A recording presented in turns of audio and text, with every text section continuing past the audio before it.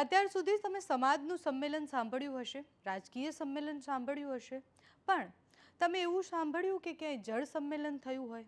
અત્યાર સુધી તો નહીં જ સાંભળ્યું હોય, પણ ગુજરાતે એની પહેલ કરી દીધી છે. આપણા રાજુલામાં આ જળ સંમેલન થયું પણ ખરી અને હજારો લોકોએ પાણી બચાવવાનો સંકલ્પ પણ લીધો. અમરેલી જિલ્લાના રાજુલા માર્કેટ યાર્ડ ખાતે જળ સંમેલનનું આયોજન કરવામાં આવ્યું. શનિવારે આ કાર્યક્રમ હતો. આ કાર્યક્રમ ગીર ગંગા પરિવાર ટ્રસ્ટે રાજકોટ અને રાજુલા તાલુકા કૃષિ સેવા સહકારી મંડળીના સંયુક્ત ઉપક્રમે આ આયોજન થયું હતું. કેન્દ્રીય જળશક્તિ મંત્રી સી.આર. પાટીલ આ કાર્યક્રમમાં ઉપસ્થિત રહ્યા. સાથે જ રાજ્યકક્ષાના મંત્રી કૌશિક વેકરિયા, ભરત સુતરિયા, ધારાસભ્ય હીરા સોલંકી, મહેશ કસવાલા, જેવી કાકડિયા અને પૂર્વ ધારાસભ્ય અમરીશ ડેર સહિતના અગ્રણીઓ આમાં જોડાયા હતા. કાર્યક્રમનો મુખ્ય હેતુ રાજુલા જાફરાબાદ પંથકમાં જળ સંરક્ષણનો હતો અને એને પ્રોત્સાહન આપવાનો હતો. જ્યારે બધા જ લોકો ભાષણ આપી રહ્યા હતા ત્યારે પાણી બચાવવાથી લઈને ભવિષ્યમાં એની જરૂર કેટલી પડવાની છે એ બધા જ વિષય પર વાત કરવામાં આવી. સી.આર. પાટીલે જ્યારે ભાષણ આપ્યું ત્યારે એમણે કહ્યું કે વડાપ્રધાન નરેન્દ્ર મોદીના ભગીરથ સંકલ્પ અને સરળ પ્રયત્ન થકી આજે દેશમાં વરસાદી પાણીના સંગ્રહને પ્રોત્સાહન મળી રહ્યું છે. જળ સંરક્ષણ અભિયાન એ વેગવાન બન્યું છે. સૌરાષ્ટ્રમાં જળ સંકટ ભૂતકાળ બને તે દિશામાં સતત કામગીરીઓ પણ થઈ રહી છે. ગામના પાણી ગામમાં, સીમના પાણી સીમમાં વિચારને અમલમાં રાખી અને ખેડૂતો અત્યારે સરસ રીતના અદ્ભુત કાર્ય કરી રહ્યા છે. તો આખા કાર્યક્રમ દરમિયાન શું થયું, સાથે જ સી.આર. પાટીલે શું કહ્યું તે સાંભળો. એટલા જ માટે માનનીય પ્રધાનમંત્રી મોદી સાહેબે 6 સપ્ટેમ્બર 2024ના દિવસે સાંજે એક વર્ચ્યુઅલ કાર્યક્રમમાં હાજરી આપી હતી અને એમાં એમણે એમ કહ્યું હતું કે જળ સંચય જન ભાગીદારીથી જન આંદોલનમાં પરિવર્તિત કરવું જોઈએ. ગુજરાતના અને આખા દેશના લોકોએ એને અનુમોદન આપ્યું, આ આહવાનને સ્વીકાર્યું અને 40 લાખ કેટલા 40 લાખ સ્ટ્રક્ચર આખા દેશમાં લોકોએ પોતાના પૈસાથી બનાવ્યા. મંત્રાલયનો કે સરકારનો એક પણ રૂપિયામાં વપરાયો નહીં. એટલું મોટું કામ મોદી સાહેબના આહવાનને કારણે થઈ શક્યું. મોદી સાહેબ એમાં બીજું પણ કહ્યું હતું કે કર્મભૂમિથી માતૃભૂમિ માટે કામ કરવું જોઈએ. એનો પણ ખૂબ સારું પરિણામ આવ્યું અને હું આ સૌરાષ્ટ્રના બધા ધારાસભ્યો અને આગેવાનોને કહું છું, તમારામાંથી પણ બધાને,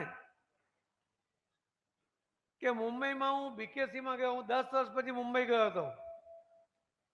આખું મુંબઈ બદલાઈ ગયેલું હતું, પણ માણસો તો એ જ હતા ગુજરાતના. બીકેસીના કાર્યક્રમમાં વલ્લભભાઈ લાખાણી, દિનેશભાઈ લાખાણી અને જે ડાયમંડના વેપારીઓ હતા એમણે 4x4x6નો ખાડો કરીને એમાં પથ્થર નાખવાનો જે 5,000નો ખર્ચ થાય છે એવા 50,000 સ્ટ્રક્ચર બનાવવા માટેની જવાબદારી લીધી છે. આ તમારા વિસ્તારમાં જ બનવાનું છે. અમરેલી હશે, અમરેલીના તમામ તાલુકા હશે, ભાવનગર હશે, જ્યાં જ્યાં જરૂર છે ત્યાં 50,000 સ્ટ્રક્ચર. પણ એને ફોલોઅપ કોણ કરે? આ ધારાસભ્યો બધા મળીને, બધા આગેવાનોને સાથે રાખીને તમે દિનેશભાઈ લાખાણીને મળો અને એમને કહો કે આ બાકીના બધાના જે પ્રોમિસ છે એમાં તમે કામ શરૂ કરાવો. હજુ તો આપણે ફેબ્રુઆરીમાં છીએ, માર્ચ, એપ્રિલ, મે અને જૂનનો થોડા દિવસ, પણ 3 મહિના તો ક્લિયર આપણી પાસે છે. તો આ 3 મહિનાની અંદર આ જે બધા સ્ટ્રક્ચર કરશે એમાં બીજા 50,000 સ્ટ્રક્ચર એ આ આપણા મુંબઈમાં રહેતા હીરાના વેપારીઓ, આપણા ગુજરાતના, એમણે જે પ્રોમિસ કર્યું છે એમની પાસેથી એમને અહીંયા લાવીને કામ ચાલુ કરાવવાની જરૂર છે. અને કામ તમે ચાલુ કરશો અને એ પૈસા લાવીને કામ કરાવશો એવી મારી આપ સૌ પાસે અપેક્ષા પણ છે, વિનંતી પણ છે. પાણીનું કામ હોય અને સૌરાષ્ટ્રનો કોઈ પણ વ્યક્તિ એમાં મદદ કરવાની ના પાડે એવું ક્યાંય બને જ નહીં. પણ હું ઘણીવાર એમ કહું છું કે ગુજરાતની વિશિષ્ટતા શું છે? એની વિશિષ્ટતા છે ગુજરાતીની કે ક્યારેય હાથ લાંબો કરે તો આપવા માટે કરે, માંગવા માટે કરે નહીં. આ તો આપણા લોકો છે, એમને આપવાનું સામેથી કહ્યું જ છે, એટલે એને લાવીને એનું કામ કરાવો તો તમે વિચાર કરો કે આ 5 જિલ્લામાં બી તમે 10,000 કરાવશો ને તો તમારા 5 જિલ્લામાં 50,000 સ્ટ્રક્ચર થઈ જશે. જેટલું જમીનમાંથી પાણી લીધું છે એ આપણને ધરતી માતાનું ઋણ છે, એ ઋણ અદા કરવું પડશે. આપણે વરસાદનું એટલું જ પાણી એ અંદર નાખતા જઈશું. તમે ગામની અંદર 55 લીટર પાણી એક વ્યક્તિ માટે આપીએ છીએ પર હેડ. ઘરમાં 4 લોકો હોય, 5 લોકો હોય તો 200 થી 250 લીટર પાણી રોજ વાપરો. 365 દિવસની અંદર તમે રોજના 200 પ્રમાણે કેટલું લીટર થયું? અને આટલું 70,000 લીટર 80,000 લીટર પાણી વાપર્યા પછી પણ તમને એવું લાગે છે કે પાણી મારો અધિકાર છે. પાણી તમારો અધિકાર છે જ, પરંતુ પાણીને સંચય કરવા માટેનું તમારું કર્તવ્ય પણ છે. ફક્ત વાપરવું અધિકાર નથી. જો જળ સંચય નહીં કરશો ને તો આવનારી પેઢી ક્યારેય માફ નહીં કરે. અને એટલા જ માટે પાણી વાપરો તો ભલે વાપરો, પરંતુ જળ સંચય માટેની દરેક યોજના, કોઈ પણ પાણી, વરસાદનું પાણી પણ વહીને ખાડામાંથી નાળામાં થઈને વહીને જાય એના પ્રયત્ન કરો. ખેતરમાંથી પણ પાણી એ બહાર ન વહી જાય એટલા માટે આવા ખાડા કરો. બધું જ પાણી અંદર રહેશે. તમારા જ જમીન એનાથી ફળદ્રુપ થવાનું છે. તમે જો વધુ ખેતી કરી શકશો તો આ કામ તમે કરો એવી મારી તમને બધાને વિનંતી છે. આટલું બધું પાણી આપણી પાસે હોવા છતાં આટલા વર્ષોમાં પાણીનું પ્લાનિંગ નથી થયું. એના કારણે આ મુશ્કેલી હતી. પણ આ મુશ્કેલીને દૂર કરવા માટે આપણા પ્રધાનમંત્રી મોદી સાહેબ આખા દેશમાં પ્રયત્ન કરી રહ્યા છે.